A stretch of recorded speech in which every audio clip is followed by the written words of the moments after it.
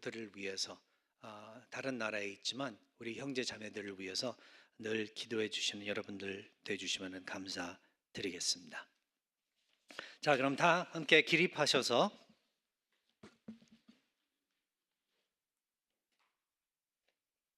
오늘 성경 말씀 함께 보시기로 하겠습니다. 오늘 말씀은 에베소서 2장 10절의 말씀 함께 보시기로 하겠습니다. 딱 한 절이에요. 그래서 다 함께 한번 씩씩하게 우렁차게 같이 읽어주시면 감사드리겠습니다. 같이 봉독하겠습니다. 우리는 그가 만드신 바라 그리스도 예수 안에서 선한 일을 위하여 지으심을 받은 자니 이 일은 하나님이 전에 예비하사 우리로 그 가운데서 행하게 하려 하심이니라. 아멘. 네, 고맙습니다. 다 앉아 주시기 바랍니다.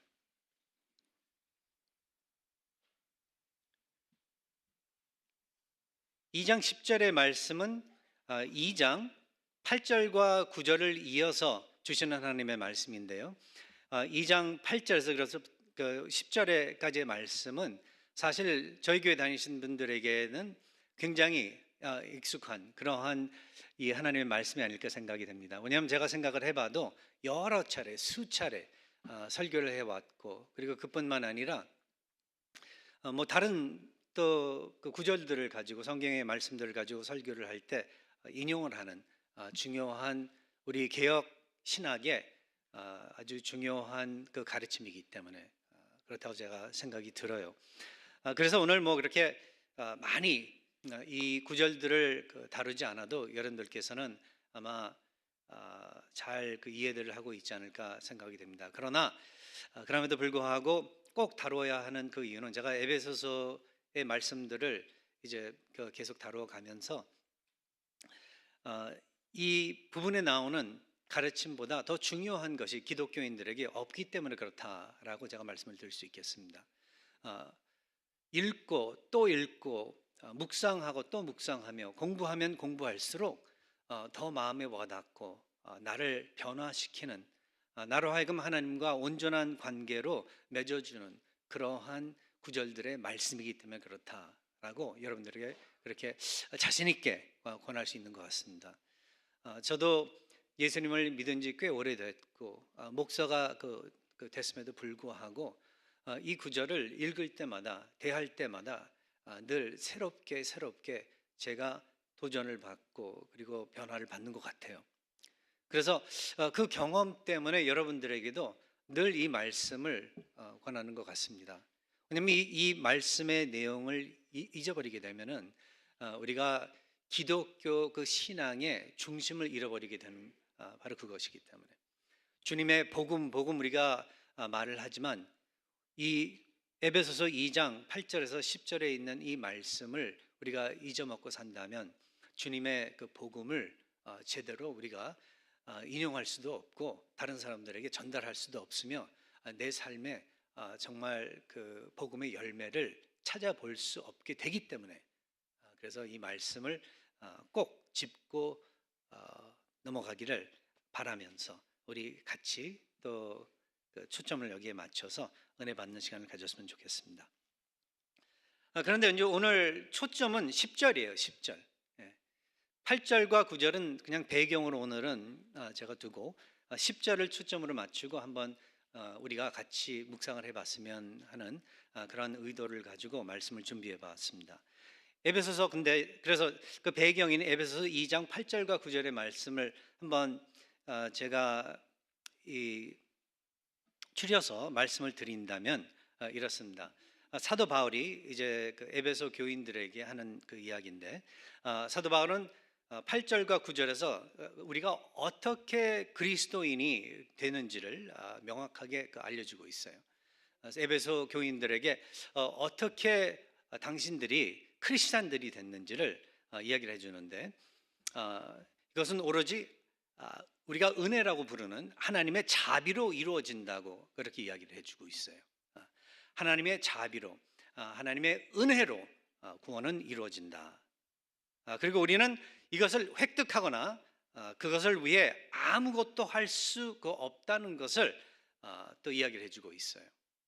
사람들은 이 세상 살면서 옛날이나 지금이나 어려서부터 나이 들어서 이 세상 떠날 때까지 꼭 우리가 무슨 공을 세우고 그 일을 해서 다른 사람들한테 인정을 얻어야지만 그 우리가 얻는 어떤 그 보상이 있기 때문에, 그리고 그렇게 그 살아왔기 때문에 구원에 대해서 생각을 할 때도, 하나님을 두고 이 기독교 신앙을 두고 생각을 할 때도 그렇게 비슷하게 생각을 한다는 거죠. 자연스럽게 그렇게 생각을 한다는 거죠. 마땅히 하나님이 계시다면은 기독교의 하나님도 뭐 다른 종교의 다른 종교의 신들도 많은데 기독교의 그 하나님도 반드시 성도들로 하여금 나로 하여금 어떤 선행을 그 바라실 것이다, 요구하실 것이다, 그렇게들 생각을 한다는 거죠. 그래서 내가 선하게 살 때, 어떤 공을 세울 때, 내가 어떻게 큰 일을 이룰 때, 그때서야 이 하나님께서 보상으로서 나에게 제일 크고 큰 상인 구원을 허락하실 것이다, 그렇게 생각을 한다는 거죠. 근데 사도 바울은 그 당시에도 그렇게 생각들을 하고 있었던 에베소 교인들에게, 그리고 오늘 우리에게 우리 하나님께서는 이야기해 주시는 게, 이 그 구원이라는 게 크리스찬이 된다는 것이 이것이 그 뭐 어떤 사람의 공로를 통하여, 어떤 사람의 선행을 통하여 이루어지는 것이 아니다. 이건 사람이 쉽게 획득하거나 그 무엇을 해서 얻는 그러한 것이 아니다라고 명확하게 이야기를 해 주십니다. 하나님으로부터의 무상 선물이다라고 그렇게 이야기를 해 주시고 있어요. 우리는 그 믿음을 통하여 그래서 이 선물을 받는데, 믿음이란 하나님을 신뢰하는 것을 의미하고 있고, 이 믿음도 역시 또한 하나님으로부터 받는 선물이다라고 사도 바울은 또 엮어서 이야기를 해주고 있어요. 우리 스스로 그래서 창조할 수 없는 것이 믿음, 우리 스스로 창조해 낼 수 없는 것이 우리의 구원, 우리 스스로 창조해 낼 수 없는 것이 하나님 안에서 우리의 새로운 신분이라는 것을 확실하게 다루어주고 있어요. 근데 이제 한 가지 제가, 그래서 이게 그 이제 은혜에 대한 가르침인데, 하나님의 은혜에 대한 가르침, 은혜로 인해서 우리가 구원을 얻는다. 은혜로 말미암아 믿음이 생기게 되고, 그 믿음으로서 하나님을 알게 되고 신뢰하게 되면서 하나님의 구원이 그 하나님의 백성들에게 머물게 그렇게 되는 건데, 한 가지 제가 다루고 이제 넘어가고 싶은 건 바로 이거예요. 그래서 하나님의 그 진정한 은혜를 알게 된다면은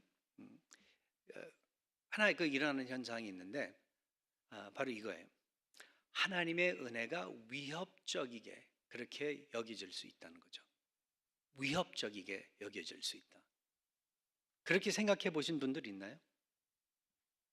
어떤 면에서 위협적이게 들릴 수 있나? 한 면으로는 이거 거저니까 이거 참 쉽다, 좀 받아들일 수 있는데 너무나도 쉽게 받아들일 수 있겠구나 생각을 할 수 있겠지만, 그러나 다른 면으로 볼 때는 상당히 위협적일 수 있는데, 왜 그런가 하면은 자신의 죄성과 하나님의 용납이 필요함을 인정해야 하기 때문에 그렇다라는 거예요.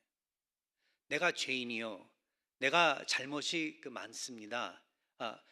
내가 정말로 용서받을 수 없는 자라는 것을, 그것을 용납하는 데 있어서 많은 사람들이, 이 세상 사람들은 특별히 이게 너무나도 힘들다라는 것을 표현들을 해요. 여러분들은 어떠세요? 나의 흠을, 그렇죠? 사람들한테 이야기한다는 게, 나의 흠을 드러낸다는 게, 그게 쉬운 일인가요? 안 그렇죠.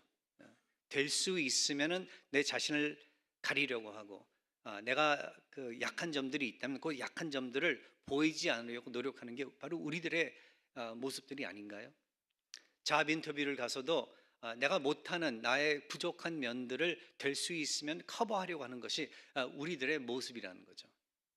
그래서 이 세상 살아가는 동안 어떻게 하면은 내가 또 강건하게 보일 수 있을까? 내가 얼마나 더 능력 있게 보일 수 있을까? 이러한 쪽으로 우리가 고민들을 하지, 내가 어떻게 하면 내가 죄인인 것을 이것을 드러내고 이것을 인정하고 이것을 가지고 용서를 구하고 그러지 않는다는 거죠. 그래서 위협적일 수 있는 거예요. 왜냐하면 기독교에서는 우리들로 하여금 전혀 능력 없는 자들이다, 우리들로 하여금 죄인들이다, 우리들로 하여금 지옥으로 떨어질 수밖에 없는 존재들이다 이야기를 하고 있기 때문에, 그래서 구원자가 필요한 그러한 자들이다 그렇게 이야기를 하고 있기 때문에 위협적으로 그렇게 여겨질 수 있다는 거예요. 내가 죄인입니다. 나의 모든 허물을, 나의 모든 죄를 용서해 주시옵소서. 내가 고백하오니 용서해 주시옵소서. 그래야 되니까. 이게 자존심 상하는 일이거든요. 그래서 위협적일 수 있어요. 위험하게 느껴진다는 거죠.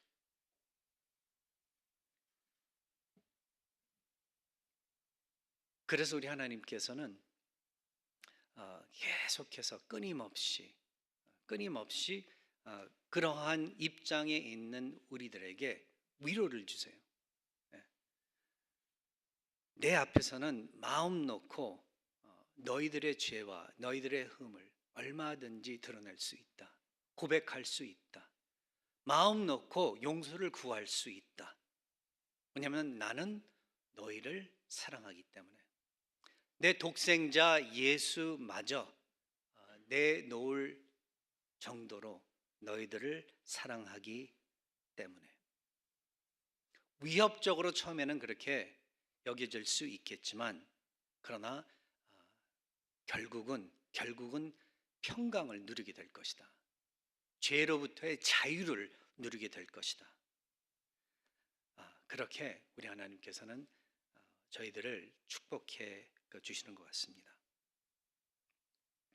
은혜를 받아들인다는 것은 자신의 삶에 대한 통제권을 내려놓아야 하고, 그리고 자기 의를 포기한다는 그러한 의미를 가지고 있기 때문에 그렇게 위협적으로 불편하게 여겨질 수 있겠지만, 그 뒤에 따르는 하나님의 평강, 하나님의 보호하심, 하나님의 사랑은 더욱더 크기 때문에 마음 놓고 하나님을 의지하고 신뢰하는 여러분들 되시기 바랍니다. 그래서 은혜는 죽음의 잠에서 영혼을 깨우는 그러한 키스에 비유하시는 목사님들도 계세요. 여러분들 디즈니 영화의 그 잠자는 공주, 슬리핑 뷰티 보셨죠? 거기에서도 그 공주가, 잠자던 공주가 어떻게 깨어나요? 그 어떤 왕자의 그 키스를 통하여. 마찬가지로 우리 하나님의 은혜의 키스를 통하여 죽음의 잠에서 우리를 깨워주시는 그러한 하나님의 큰 축복이시라는 것을 여러분께서는 기억하시기 바랍니다. 그래서 이제 거기에서 10절로 넘어가요. 이제 10절로 넘어가는데 여기에서 이제 10절로 넘어가면서 이렇게 귀하게 내가 너희들을 구원했으니 이제 너희들이 알아야 될 것은 내가 너희들을 구원한 목적, 그 목적을 알아야 하는 것이고, 그 목적을 순종하고 그 목적의 그 중심을 어떻게 해서든지 이루려고 노력하고 순종하는, 따르는 그러한 너희들이 돼야 한다는 것을 우리 하나님께서는 이 말씀을 통해서 우리가 되어야 된다는 것을 우리 하나님께서는 말씀을 해주시고 있는 거예요. 그래서 또 다시 한번 읽겠습니다. 우리는 그가 만드신 바라 그리스도 예수 안에서 선한 일을 위하여 지으심을 받은 자니, 이 일은 하나님이 전에 예비하사 우리로 그 가운데서 행하게 하려 하심이니라. 이게 얼마나 아름다운 구절의 말씀인지를 다시 한번 여러분들께서는 차곡차곡 읽어가 주시면서 한번 마음에 새겨 보시면 감사하겠습니다. 영어로 제가 읽겠는데, For we are His workmanship, created in Christ Jesus for good works, which God prepared beforehand that we should walk in them. 첫 번째 포인트는 이거예요. 여기서 우리는 하나님의 작품이다. 우리는 하나님의 작품이다. 오늘 설교 제목이죠. 우리는 하나님의 작품. 이게 첫 번째 포인트예요. 우리는 하나님의 작품이다. 우리는 그가 만드신 바라라고 이렇게 번역을 하고 있습니다. 영어로는 We are His workmanship. workmanship이라는 단어를 쓰고 있어요. 이 workmanship이라는 단어는 헬라어 포이에마라는 그 단어에서 번역을 한 이 그 영어 단어인데, 이걸 우리 그 한국 성경은 그가 만드신 바라라고 이렇게 번역을 하면서 이럴 경우에는 영어로 보는 게 조금 더 그 도움이 되는 것 같아요. 어쩔 때는 한국어 번역으로 볼 때가 더 도움이 되는 경우도 있는데, 여기에서는 영어로 볼 때가 도움이 되는 것 같습니다. 왜냐하면 헬라어로 포이에마라는 그 단어를 쓴다는 것을 우리가 알아보았을 때 영어로 비슷한 단어, 여러분들 생각이 나시는지 모르겠지만 비슷한 단어가 떠오르게 되는데, 어떤 단어냐면은 poem, 시라는 단어가 떠오르게 돼요.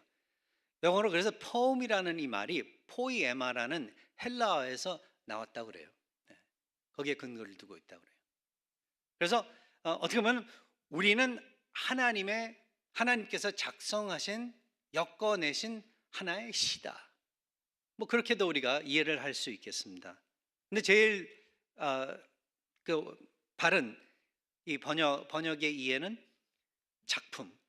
우리는 하나님의 작품이다. 그러니까 예술 작품이나 아까 제가 말씀드린 것만처럼 시를 의미하는 그런 입장에서 우리가 생각을 해볼 때, 우리 자신들을 생각해 볼 때, 이게 얼마나 큰 영광인지 모르게 그렇게 우리가 이해를 하게 되는데, 이 본문에서 그래서 우리 사도 바울은 무엇을 이야기를 의미하려고 하고 있냐면은 그저 그냥 서투르게 우리가 만들어진, 엮어진 존재들이 아니라는 것을 사도 바울은 이야기해주고 있다라는 거예요. 우리는 하나님의 우리 하나하나가 하나님의 걸작품이라는 것을 이야기해주고 있다라는 거죠. 그렇다면 하나님께서 지으신, 그 중에서도 걸작품으로 만드신 우리라면, 우리가 이 세상을 보면서, 자연을 보면서, 여러분들 베케이션 떠나셔서 뭐 바다를 바라보시고 바다로 가시든지 산으로 가시든지 어디를 가시든지 해가 뜨고 해가 지는 그러한 모습들을, 자연의 환경 현상들을 보실 때, 야, 너무나도 아름답다, 너무나도 멋있다, 그러한 표현들을 하지 않나요? 그건 우리 하나님께서 만드셨기 때문에 그렇다라고 제가 대답을 할 수 있는데, 그 중에서도 제일 아름답게, 제일 가치 있게 하나님의 속성을 표현하는 귀한 존재들로서 만들어진 것이 바로 우리라는 것을, 인간이라는 것을 기억하시라는 거예요. 다빈치의 모나리자 상당한 다빈치의 걸작품으로서, 예술품으로서 쳐지고 있는 그러한 그림이죠. 그 그림이 약 얼마나 간다고 돈으로 따진다면 생각이 되세요? 제가 알아봤더니 $870 million, 그러니까 8억 7천만 달러 정도 간대요. 그 그림 한 장이. 기가 막히게 가치가 있는 그러한 그림이죠. 예술품이죠. 그런데 우리를 두고 볼 때 이 다빈치의 모나리자 아무것도 아니라는 것을 갖다 우리 하나님께서는 이야기를 해주고 싶으신 거예요. 여러분들 이 세상 살아가면서 뭐 칭찬받을 때도 있지만 무시당할 때가 얼마나 많아요. 사람들이 여러분들을 대하실 때 별로 가치 없는 것 같이 대할 때가 얼마나 많습니까? 이 세상에서 그 누가 여러분들을 어떻게 대하건 상관없이 우리 하나님께서는 여러분들을 보실 때 한 분 한 분 너무나도 귀하게 여기신다는 것을 아시라는 거예요. 왜냐하면 하나님께서 여러분들을 만드셨기 때문에. 여러분은 하나님의 작품이기 때문에. 그리고 두 번째, 여기 말씀을 보니까 하나님께서 은혜로 우리를 구원해 주셨는데 그 하나님의 작품으로서 우리 하나님께서는 우리가 선한 일을 하기 위해 선한 일을 목적으로 두시고 우리를 만드셨다, 창조했다라고 오늘 본문은 또 이야기해주고 있다라는 거죠. 우리는 그가 만드신 바라 그의 걸작품이다. 그리스도 예수 안에서 선한 일을 위하여 지으심을 받은 자들이다. 이 뜻은 무엇인가 하면요, 하나님께서 우리를 그의 백성으로 그렇게 만드셨을 때, 그리고 계속 만들어 나가실 때 우리 안에 변화를 또 목적으로 두시고 우리 하나님께서는 우리를 창조하셨다라고 여러분들께서 믿으시기 바랍니다. 그래서 하나님을 믿게 되면은, 은혜로서 새로운 사람이 되고 크리스천이 되게 되면은 반드시 어떤 변화가 있어야 된다는 거예요. 하늘이 흔들리고 땅이 흔들리는 그러한 변화가 있어야 된다라는 거예요. 확실하게 전 모습과 새로운 모습의 차이가 있어야 된다는 것을 또 의미하고 있다라는 거예요.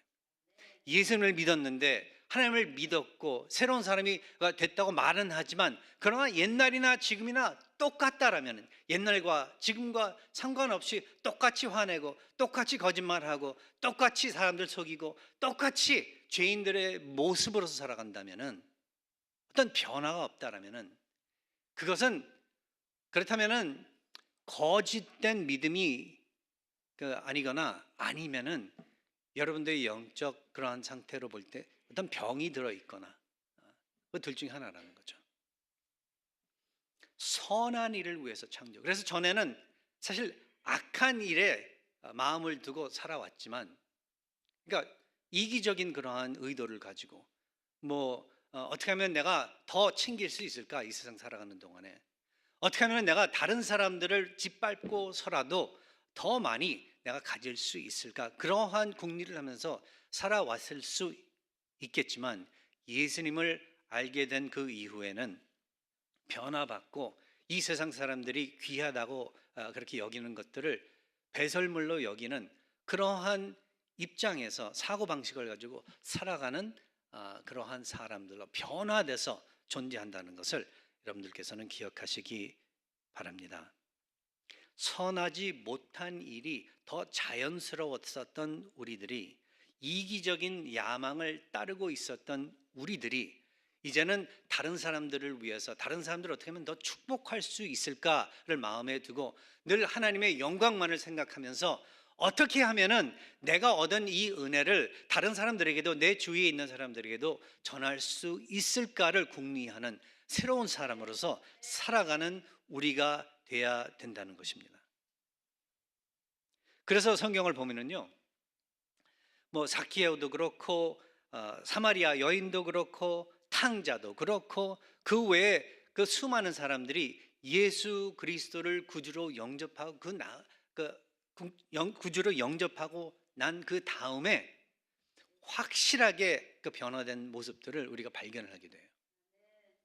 여러분들은 어떻습니까?